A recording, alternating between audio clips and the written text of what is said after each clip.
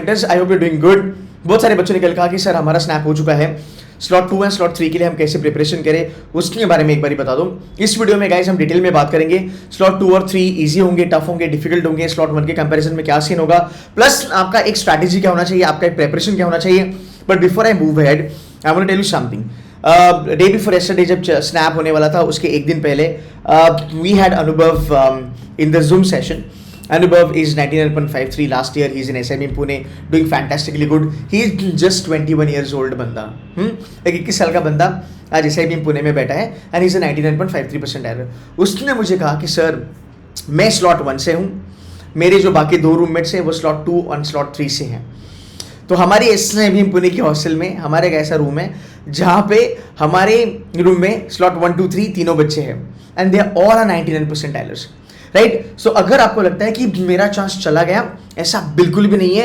You are still in the game and you can do it अच्छे खासे से. ठीक है, आगे चलेंगे. ये एक छोटा सा पोल मैंने लिया था कल यूट्यूब पे, ये कम्युनिटी पोस्ट मैंने डाली थी. गाइस अगर आप देखोगे you are not the only one जिसका पेपर खराब गया. There are so many students out there. हाँ, there are so many students out there. अगर आप देखोगे राउंड अबाउट 50% बच्चों ने कहा है हमारा जो अटेम्प्ट था वो यार सर 35 से लेकर 40 के बीच में था. अब देखो कितना ये कम अटेम्प्ट है compare to last year. Also आपको लगता है यहाँ पे 100% एक्यूरेसी आएगी? नहीं, यहाँ पे 90-85% एक्यूरेसी आएगी तो स्कोर और कम जाएगा. राइट. अगर आप देखेंगे 50 के ऊपर जाने वाले बच्चे 19% है, बट अगेन यहाँ पे भी एक्यूरेसी थोड़ी कम ही होगी. राइट, बिकॉज 100% एक्यूरेसी तो पॉसिबल है नहीं. सो अगर मैं बात करूं ओवरऑल आपकी जो कट ऑफ है वो लास्ट ईयर से 3 से 4 मार्क्स गिरने वाले हैं. There is no doubt about it. कल जब मैं लाइव आया था स्नैप पेपर के बाद 3:30 बजे, I was the first guy on YouTube to tell you that कि आपका कट ऑफ राउंड अबाउट 38-39 जाएगा. And I tell you eventually you will see people talking about 38 and 39 because यार snap is something that you know I can understand very well and I can tell you कि cut off उसके इर्द गिर्द ही जाएगा. सो आपके पास अभी भी chance है. मान लो अगर आपका स्लॉट 1 अगर अच्छा नहीं गया है, आपके पास स्लॉट 2 है, आपके पास स्लॉट 3 है. अगर आपने इन दोनों स्लॉट में अच्छा खासा काम कर लिया, मान लो आपका यहाँ पे 35 आया, ठीक है, इसके बाद आपका यहाँ पे 37 आया और यहाँ पे आपका 40 आया, तो आपका जो स्नैप का रिपोर्ट कार्ड है वहां पे 40 लिख के आएगा, ना कि 35 और 37. बिकॉज स्नैप है वो बेस्ट ऑफ 3 लेगा आप एज फार एज आपका score is concern. So do not worry, आप अभी भी आगे जाके काफी ज्यादा अच्छा कर सकते हो. दूसरी बात, लास्ट ईयर का जो स्लॉट 1 था यार वो सुपर डुपर इजी था. ये लास्ट ईयर का स्लॉट 3 है, जो आपका जो स्लॉट 1 हुआ ना लास्ट ईयर का स्लॉट 3 है. सो अब ये भी मत देखना कि आने वाला स्लॉट टफ आएगा एंड ऑल दैट. आप बस अपनी पढ़ाई पे ध्यान रखो and you should be in the game. Before I move head I want to give you guys little bit idea कि यार आपको करना क्या चाहिए अभी से लेके आगे अगर आपको पढ़ाई करनी है और अगर आप जेन्युइनली फोड़ना चाहते हो स्नैप को. Number 1, snap is not easy but it is doable. देखो यार सिंपल सी बात है, लोगों ने पहले कहा कि स्नैप इज इजी, बहुत यू नो इजीएस्ट एग्जाम है, आप जाओगे पेपर देख के 1 घंटे में घर पे आओगे, एकदम नल्ला एग्जाम है, हलवा एग्जाम है. देखो पहली बात है, जो बच्चों ने ये सब चीजें बेवकूफी वाली फॉलो करी उनका तो स्कोर मतलब उनका तो पेपर अच्छा खासा नहीं गया.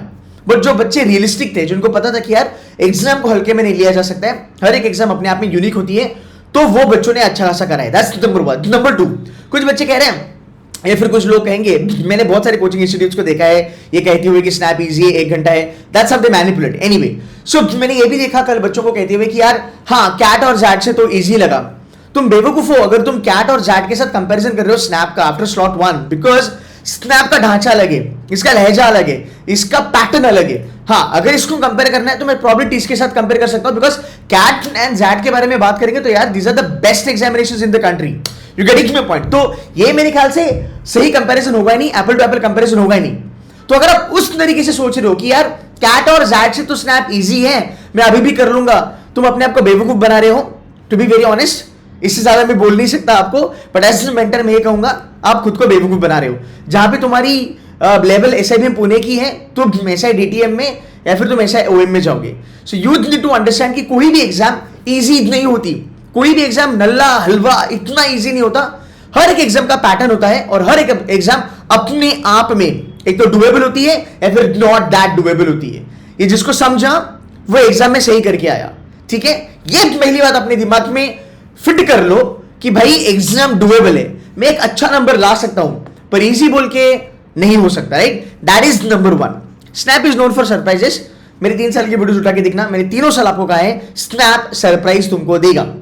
लास्ट ईयर भी दिया, इस साल भी दिया, इस साल पैराजबल था ही नहीं भाई साहब, लास्ट ईयर पैराजबल था, इस बार वोकैबुलरी 1 क्वेश्चन, क्वांट का लेवल अलग, तो सरप्राइजेस के लिए आप रेडी रहना। ये जानना क्यों जरूरी है, ये जानना इसलिए जरूरी है ताकि तुम्हारा EQ डेवलप हो जाएगा।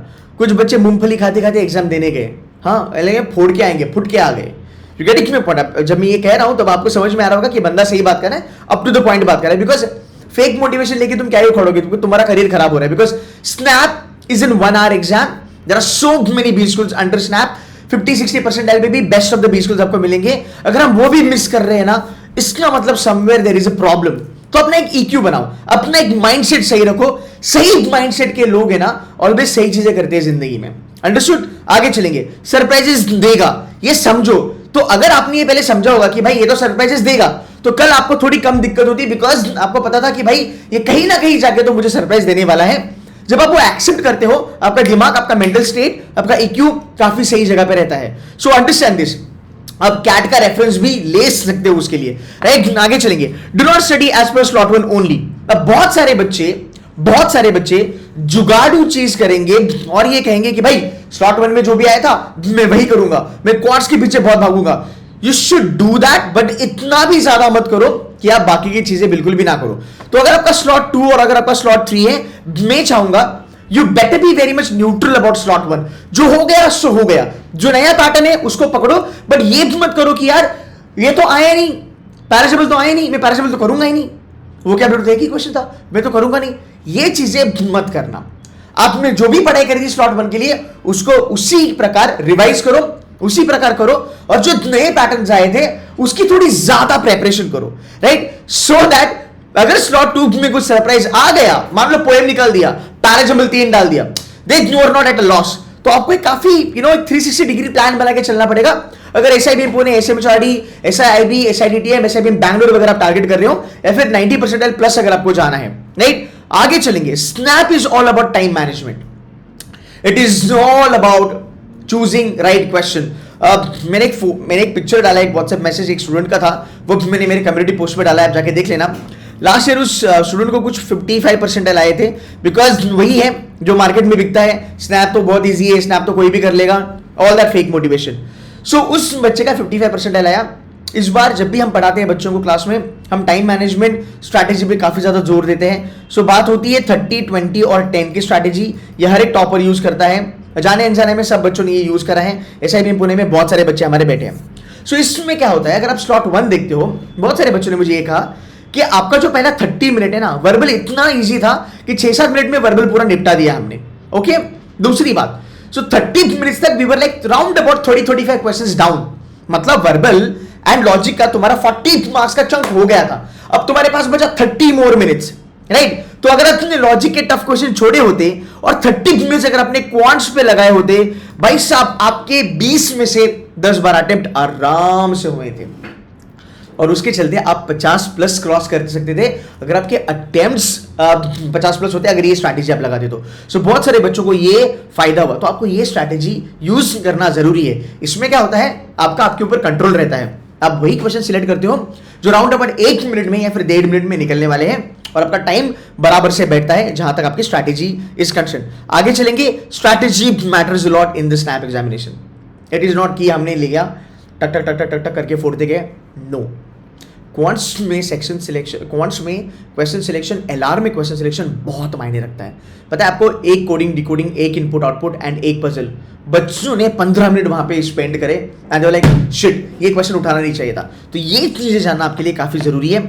Yes, you will have to focus a bit more on quants. मुझे लगता है क्वांट्स का जो डिफिकल्टी लेवल है वो सेम चलेगा आगे चलते हुए, बट मेरी आपसे एक रिक्वेस्ट है कि आप क्वांट्स के ऊपर ज्यादा फोकस रखो। स्पीड बिल्डिंग मैटर करता है। अब देखो क्वांट्स में क्या फकअप हुआ, आया था नोटा। नोटा मतलब क्या, none of the above, right? So बच्चों को जो आदत थी वो थी ऑप्शंस एलिमिनेशन की। ओके, अब ऑप्शंस एलिमिनेशन कब होते हैं, जब 5 ऑप्शन में कुछ नंबर्स है तब एलिमिनेट करोगे। नन ऑफ द अबव होगा तो हर एक ऊपर का जो 4 ऑप्शन है उसको तुम्हें फुल प्रूफ करना पड़ेगा। तो यहां पे ये काइंड ऑफ डिफिकल्टी लेवल बढ़ गया। बट अगर किसी की यूनिटरी मेथड स्ट्रांग है, या स्कूल मेथड जो हम करते हैं लाइन बाय लाइन, अगर वो फटाफट कैलकुलेशन कर सकता है, उसके लिए none of the above matter नहीं करता। बिकॉज 20 में से दरकार थी 10 से लेके 11 क्वेश्चन करने की, आप आराम से कर लेते इसको। And last but not the least, इन सब का एक जो जूस बनता है वो आता है तुम्हारा मॉक्स में. तो mocks are going to be really really important. हमारे यहाँ पे 20 मॉक्स हैं. This are best in the industry, solved by the SNAP toppers. And जो स्नैप टॉपर अभी आप मिलोगे वो भी आपको यही चीज बताने वाले हैं. You should be able to do this mocks, rather you must do this mocks. इसकी जो प्राइस है हमने वो 1499 लिखी है. एंड गाइज ये काफी आपको हेल्पफुल होंगे, यूजफुल होंगे. एक बार जाके इसको, अब if you want to buy you can buy it, not a problem. Now what I gonna do is we will now go ahead and we will actually check one by one आपका kind of strategy क्या होगा जहां तक सवाल है आपके section का. Let's talk about verbal. Verbal में मैं कहूंगा ज्यादा चीजें मत करना, लाइफ काफी सिंपल रखना. वर्बल में पहली चीज मैं आपको बताऊंगा, देखो ग्रामर पे ना बहुत ज्यादा फोकस करो. Compound word, okay, synonym, statement correction, tenses, ये पूरा का पूरा जो है ये आपके डैशबोर्ड में ऑलरेडी दिया गया हुआ है, राइट. अगर आपने डैशबोर्ड अच्छे से अगर देखा होगा तो आपको ये चीजें पता चलेगी कि हाँ सर ये डैशबोर्ड में एक्चुअली दिया गया है. We conducted so many sessions on grammar. If you want to cross verify, you can cross verify it very quickly. मैं आपको एक बारी दिखा देता हूँ. ये देखो नाउन, प्रोनाउन, ये सब एडवर्ब, पार्ट्स ऑफ स्पीच वगैरह सब हमने यहाँ पे करे. फ्रेजल वर्ब्स वगैरह भी हमने यहाँ पे करा है. इतने अगर आप वीडियो कर लेते should have been more than enough, right. So your target for verbal should be grammar जितना फोड़ सकते हो उतना फोड़ो, वोकैबुलरी जितना आता है उतना करो. देखो यार आप सुनोगे तो आपको फायदा होगा. लोग कहते हैं वर्ड पावर मेड इजी कर लो, नॉर्मल लुइस चाट लो, क्या ही उखाड़ोगे वो सब करके. I am being very honest about it, because आप लोगों को डर किस बात का है, वोकैबुलरी का. और एक एवरेज बच्चा वहां पे ही फंसता है, बिकॉज तुम्हारा जो डर है उसको लेके बैठते हो और वो डर हटाने के लिए तुम नॉर्मल लिविस या फिर वर्ड पावर मेड इजी जैसी बेवकूफ बुक चाटना चालू करते हो. Understand this. कितने तुम्हारे रूट्स है, बहुत कम रूट्स है. एक वीडियो लगा दिया जो भी डैशबोर्ड पे है, टक टक टक करके वो रूट्स खत्म हो गए. बस रूट का मीनिंग याद रखो, एमी, अमोर, एक हो गया, ईयू हो गया, समथिंग लाइक दैट, राइट. तो मगर वोकैबुलरी लेके बैठोगे तो बेटा वो खत्म नहीं होने वाला. एक वर्ड आया, एक, अगर ये कोई इंसान, अगर ये कोई स्टूडेंट वोकैबुलरी की जगह ग्रामर करता तो, और मैंने 1000 बार बोला ग्रामर करो, मेरे अगर वीडियोस देखे होंगे आपको पता चलेगा. I am not a big fan of vocabulary. Being a verbal student और a verbal faculty, I am not much into vocabulary, because मुझे पता है कितना भी करोगे भगवान जाने वो आएगा कि नहीं आएगा. बट ग्रामर में आपको पता है 100% गारंटी है. So your main task is you will be focusing a lot on the grammar level. Logical reasoning की अगर मैं बात करूंगा, आपका मेन टारगेट होना चाहिए क्रिटिकल रीजनिंग. अब बच्चे कहते हैं sir critical reasoning GMAT level का करेंगे क्या? अरे बाबा जीमैट लेवल का क्रिटिकल रीजनिंग तो क्यों करेगा? इसे कहते हैं एग्जाम को समझना. आप समझ रहे हो? इसे कहते हैं एग्जाम को समझना. आपका क्रिटिकल रीजनिंग जो है कहाँ पे, स्नैप पे, वो जीमैट का 2% भी नहीं है. दोनों का स्ट्रक्चर अलग है, दोनों का फॉर्मेट अलग है, दोनों का फंडा अलग है, डिफिकल्टी लेवल अलग है. गाइज आप समझ रहे हो? अगर आप ऐसी गलतियां करोगे तो एग्जाम नहीं निकलेगा, बिकॉज आपको एग्जाम के लिए प्रिपेयर करना है. हाँ, अगर आपको जीमैट रीडिंग कॉम्प्रिहेंशन फोड़ना है, रादर अगर आपको जैट का रीडिंग कॉम्प्रिहेंशन फोड़ना है तो शायद से आपको जीमैट का सीआर काम करेगा. बट स्नैप का सीआर बहुत इजी है. ये पूरा का पूरा रूल बेस्ड है. जहाँ तक सवाल है अजम्पशन का, आप रूल बेस्ड जितने भी मैंने रूल्स बताए हैं डैशबोर्ड में, स्टेटमेंट अजम्पशन हो गया, वीक आर्ग्यूमेंट हो गया, स्ट्रॉन्ग आर्ग्यूमेंट हो गया, कॉज एंड इफेक्ट हो गया, कोर्स ऑफ एक्शन हो गया, ये मैंने रिवीजन भी करा था. बस आप इतना कर लो and your life is sorted. The videos are uploaded on the dashboard, go head and check it once. Now रही बात तुम्हारे रीजनिंग के बारे में. रीजनिंग में I wanted to focus more on series, I wanted to focus more on clocks, arrangement and जो भी आपका सीक्वेंशनल इनपुट आउटपुट हो गया, कोडिंग डिकोडिंग हो गया, इसके ऊपर ना थोड़ा काम करो. पैटर्न समझो, डिफिकल्टी लेवल समझो, डेप्थ कॉर्नर समझो, ये समझो कि कौन से क्वेश्चन टाइम कंज्यूमिंग है, ये तुम्हें ज्यादा बेनिफिट देगा. ठीक है, यहां तक समझ में आया guys? I hope so far so good. आगे चलेंगे. बेटा क्वांट्स में आपको क्या करना है? अभी क्वांट्स का एक ही इसका इलाज है. क्वांट्स में स्नैप के ऊपर एक चीज करना. अगर आपने मेरे पुराने वीडियोस देखे होंगे जहां पे मैं ऑलवेज कहता था कि आपको इजी, मीडियम और टफ लेवल पे पढ़ाई करनी है, बिकॉज आप स्नैप को ग्रांटेड नहीं ले सकते कि स्नैप लास्ट ईयर जैसा आया था वैसे ही आएगा. इस बार लेवल ऑफ डिफिकल्टी बढ़ गया. तो अगर आपने उस चीज़ें सुनी होगी, हमने ऑलरेडी टफ लेवल क्वेश्चंस करे थे स्लॉट 1 के बच्चों के लिए. हम डिफिकल्टी लेवल थोड़ी और बढ़ाने वाले हैं आने वाले समय में. आपको अगर ज्योमेट्री वगैरह नहीं आता, एटलीस्ट जो टिपिकल चीज़ें हैं वो कर लो। तुम्हारे नंबर्स के जो AP GP वाले है ना वो कर लो, लॉग कर लो, राइट। एटलीस्ट अरिथमेटिक पूरा का पूरा फोड़ के आओ, बिकॉज अरिथमेटिक ज़्यादा आता है। आगे चल के मैं थोड़ा अब अगर आपको थोड़ा और समझाऊं, जहाँ तक हमारे स्केड्यूल का सवाल है, आप देखो डेली बेसिस पे 4 घंटे की सेशन लगेगी आपकी कल से।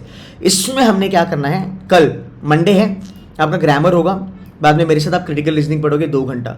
इसके बाद अगर आप देखोगे नन ऑफ द अबव वाले जितने भी न्यू पैटर्न हमें दिखते हैं LR में, वर्बल में, मोस्टली अगर LR एंड क्वांट्स के बारे में बात करेंगे, जितने भी नए पैटर्न हैं सब हम लेके आएंगे। आपके डेली बेसिस पे एक वर्कशॉप लगेगी, रिविजन होगी, और ये पूरा सिलसिला चलेगा December 17 तक। So if you want to enroll with us, you can enroll with us. Content में we are the best.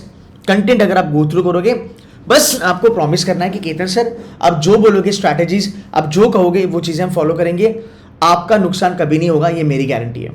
You just have to follow this things and that gonna help you a lot. ठीक है, ये daily schedule आपका है, ये आप join करके ये चीज़ें फॉलो कर सकते हो। इसके साथ आपको मॉक्स वगैरह भी मिलेगी। जितनी भी मैंने स्ट्रैटेजीज बताई थी, जितने भी प्रेडिक्शंस थे, वो सब काम करे हैं। और मैं खाली ऐसा हवा में बात नहीं कर रहा हूँ, जाके मेरे यूट्यूब लाइव्स देखो, वहाँ पे मोटिवेशन कम होता है बट रियलिटी ज़्यादा होती है। And you know what, going to be very straightforward guys, बुरा मत मानना, जब D-Day पे जब तुम बैठते हो ना, पेपर देने को जब तुम बैठते हो ना, तब मोटिवेशन धरा का धरा रह जाता है। तुम्हारी जो सक्सेस है वो सिर्फ रियलिटी चेक और तुम्हारा पढ़ाई पे ही होता है। तो अगर तुमने रियलिटी चेक लिया होता और वो उस एंगल से अगर पढ़ाई करा होता, स्लॉट 1 का स्टोरी आपका ऑल टुगेदर डिफरेंट हो जाता।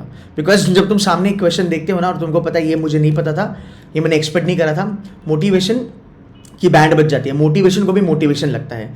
बट मैंने नो कि you know what, quants difficult level पे मैंने करा है, मुझे पता है 30-20-10 स्ट्रैटेजी कैसे अप्लाई करते हैं। I have gone through lot of this question. मुझे पता है ये कोडिंग डिकोडिंग मुझे ले डूबेगा, मुझे इसको अवॉइड मारना है, ये नंबर सीरीज का क्वेश्चन मुझे अवॉइड मारना है। You are in the game, rather आप गेम में बने रहते हो।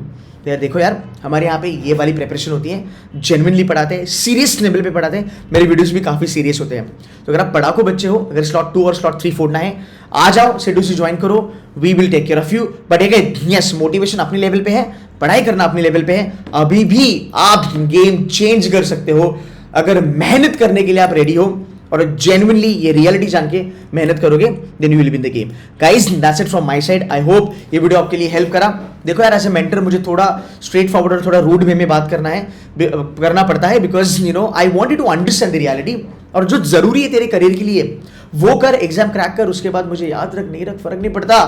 यू गेटिंग माय पॉइंट, तेरा भला होना चाहिए। So on that note, thank you so very much for watching this video. Batch starts from tomorrow. अच्छी पढ़ाई करनी है, बिंदास ज्वाइन करो। It is not the end of the world, it is not the even end of snap examination. 2 slot अभी भी है। जो स्लॉट 1 में गलती करी थी उसको समझो, सुधारो। स्लॉट 2 और स्लॉट 3 के लिए जान लगा दो। That's it from my side, take care, bye.